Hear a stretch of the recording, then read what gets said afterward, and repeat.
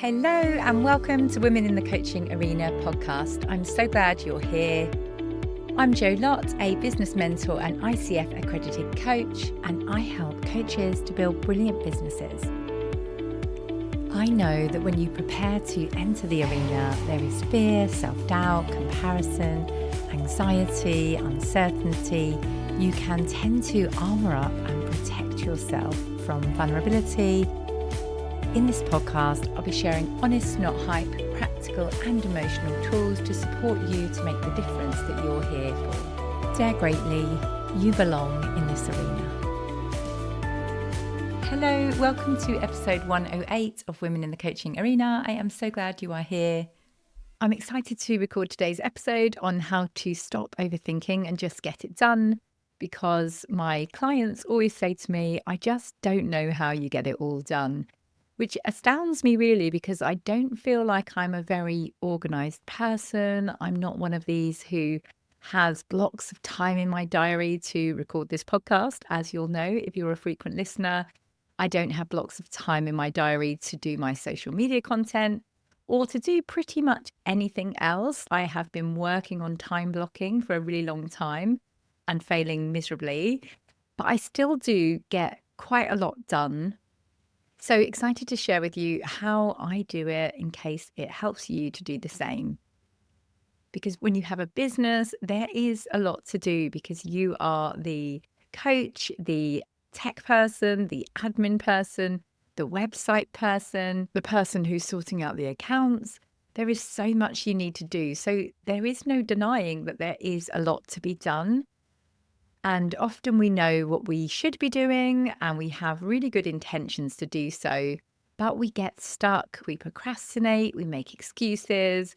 So in this episode, I will be covering how to stop waiting for motivation and JFDI. I don't normally swear. I'm unsure about whether I should swear or not, but when I was preparing this episode, I thought, that's exactly what I want to say. We just need to get on and do it. So I will cover 6 steps to really help you to get the work done without overthinking, without always feeling overwhelmed. Because often we can spend so much time thinking about what we need to do that actually just doing it is so much quicker. The best way to start by lowering the bar. So how can you commit to just starting, just doing it, and then it will become easier rather than carrying it in your head. So it's a bit like 10-second rule. Just do it before you get to 10 and you will more than likely get in the swing of it once you have started. So if you don't want to write on social media, if you can't think what to write about, just make some sort of decision within that 10-second period and get started. If following up a previous discovery call makes you freeze, then just start typing hi and their name and just see what happens. It's a bit like this podcast today. And actually, I mentioned this to someone in my mastermind on Thursday who's starting a podcast. And she said, how do you do it? I said, I just hit record and then I get under pressure. So I have to think of something to say. So yes, I have a few notes, but much of the time until I put myself under the pressure of having hit record, I don't really kick into recording mode. So that is the perfect example of how powerful it is to just take that small first action and the rest will flow from that. So motivation follows action, not the other way around. So stop waiting to feel ready and JFDI. Step 2 is commitment over feelings. One of my favorite mindsets is because I said I would. I am what they call an upholder in Gretchen Rubin's 4 Tendencies quiz. I will link it in the show notes. It's so worth doing. Taking the 4 Tendencies quiz can reveal your core driver and how you respond to expectations, both internally and externally.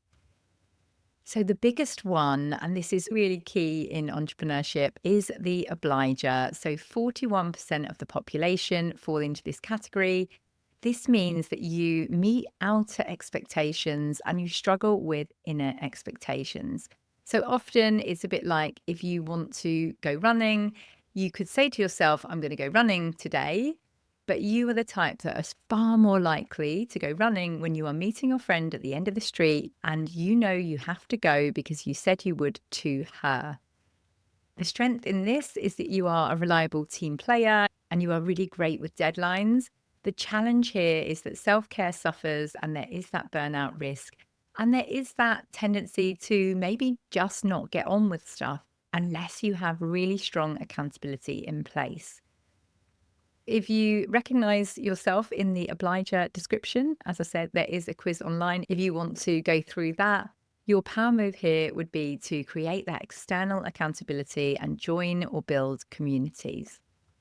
Next up is the questionnaire. This is 24% of the population. You meet inner expectations and you question outer expectations.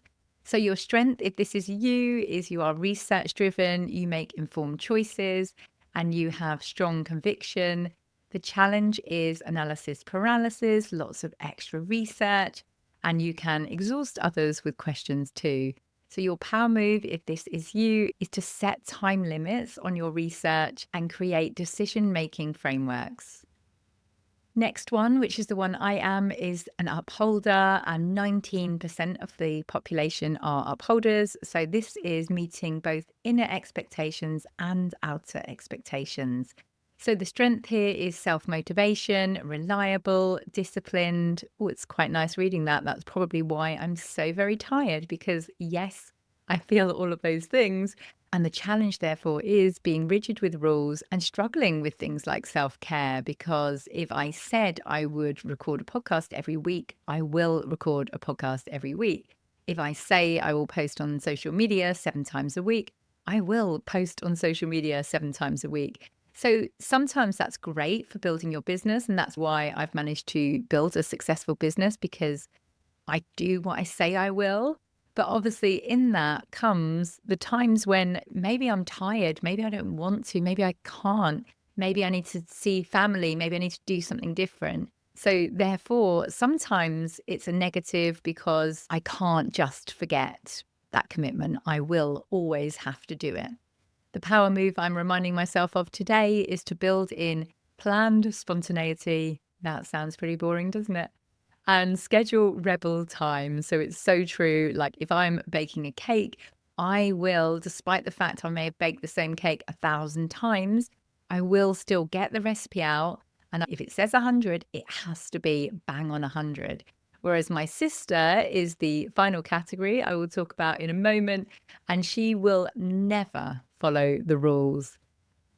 So let's talk about the rebel now. So this is 17% of the population, and you resist all expectations. So like I say, this is my sister who will never follow a recipe for any dish she's making. So the strength here is independent thinking. She's definitely got that. Creative solutions and authentic choices. The challenge with the rebel is resist helpful structures and can be contrarian. I must get her to listen to this episode, especially as we are working on a business together right now. So it's actually really tricky. And this is why knowing our tendencies is really good as to how you can work together with people of different natures too. The power move, if you are a rebel, is to frame choices as freedom and use the words could rather than should. So use what you know about you to actually make this work for you. So, for example, if you are an obliger, don't think you should be able to say you will post 7 times a week on social media and post 7 times a week on social media. You need to be able to commit to someone else and say, if you do it, I'll do it too, and have some sort of accountability in place with someone else. Maybe it's telling someone what you need to do. Often my clients will use me for things like this and say, I will publish my website by the end of the week. And then I can put in my calendar, follow up with Sally. Has she published her website? And then I can message saying, hey, how's it going? You were going to publish your website today. How's that getting on? So it's just like being in the workplace where you have a boss who is going to notice if you do that thing or don't do that thing. And if you do drop the ball, don't spiral, just reset and recommit to whatever you want to do, really taking into account of what is going to help you to succeed. So do figure out your tendency, work with that natural motivation style, not against it. Step 4 is to message someone when you are stuck. So, that moment when you are spiraling in your head, you've maybe written your niche statement 30 times or a social post 30 times over, and you just can't see the wood for the trees. You've got no idea if it's too wordy, if it's too boring, if it's talking to an important enough problem, all of the things. Send it to someone else immediately to get clarity. I often say when I hold my in-person events that women in particular often think while they're speaking, and I've definitely noticed that. So if, for example, you're saying to yourself, I need to write this email, but I keep overcomplicating it, then send someone a message saying, hey, someone sent me this email. I can't seem to reply because I've got this query in my head. Would you mind chatting through some options? And you can do this via voice note. This is the sort of thing I do with my clients. You don't have to wait to book a call with someone to move forward. You can just send that message and I can send one back a few minutes later and you can start moving forward immediately. 90% of the time, just verbalizing the problem will help you to move forward. And if you don't have that person, then join me in the business of coaching. This is what I do in my program and masterminds. You will always have that space to be able to chat through whatever it is for you exactly when you need it. Step 5, which is working really well for me right now, is co-working with others. So again, if you struggle to focus alone, co-working is your secret weapon. It's not about chatting, so you have to be super strict with yourself. It's about forcing yourself into that focused, structured space. One of my wonderful masterminders holds a Wednesday co-working session where loads of us go. It was essentially to help her focus on her particular goal in the mastermind. And so many others within the mastermind now, including me, has made huge progress just to that 1 hour call on a Wednesday. Saying what you're going to do at the beginning of the session and going on mute, knowing those people are still there watching you, so you can't just wander around the house and do nothing, really makes you focus on that thing. Knowing you're going to have to say at the end, how did you get on? And you don't want to say, yeah, just scrolled on my phone. You don't want to let them down. Therefore, co-working makes such a big difference. So the final one, step 6, the one habit that changes everything is your weekly reflection. Most ambitious coaches just do, and never pause to reflect. I know that feeling, and I only really managed to do this because I like to set an example for my community, and I know how powerful it is. And therefore, I'm astounded every week when I start noticing my wins, how I can then stop myself making the same mistakes again and actually really notice those mistakes, because until I've paused for that reflection, I wouldn't have even noticed I was making a mistake. And it also gives you that opportunity to be asked the question, what are your priorities for next week and how do you want to feel? So I get to choose what I want my week to be like, what my focus is. So the 3 questions I ask myself in case useful, and I share it in my group so they learn from my learnings and hopefully they do their own reflection and we can all learn from each other's learnings. So 1, what worked well? 2, what could have been better and what did I learn? And 3, what is my priority for next week and how do I want to feel? This simple 10-minute habit will really keep you focused and stop that feeling of I'm not doing enough, I'm not getting there fast enough, that we all have unless we force ourselves to stop.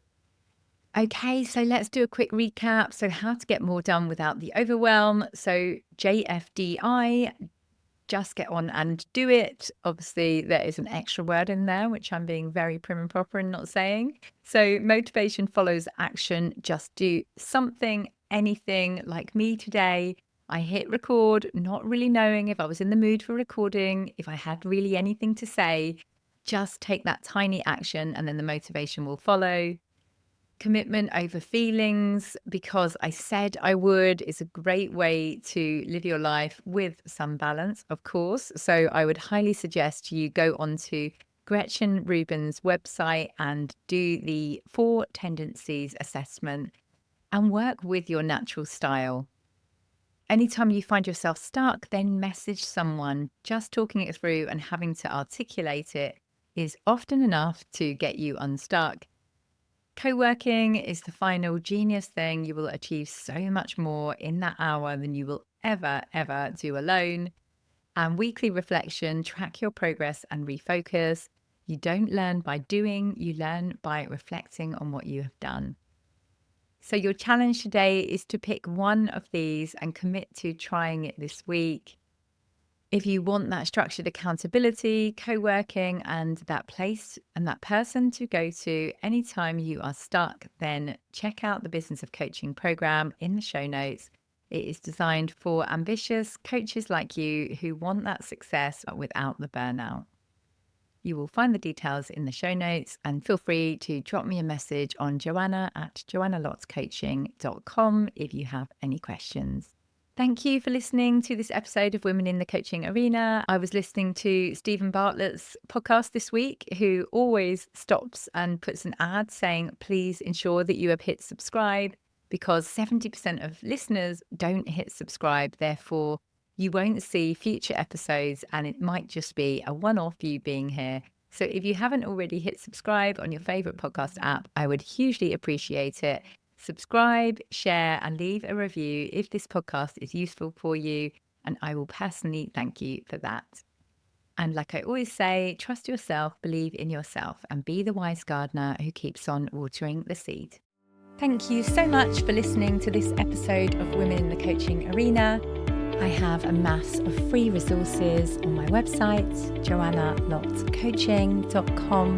That's Joanna with an A and Lott with 2 T's, joannalottcoaching.com. And I'll also put links in the show notes below.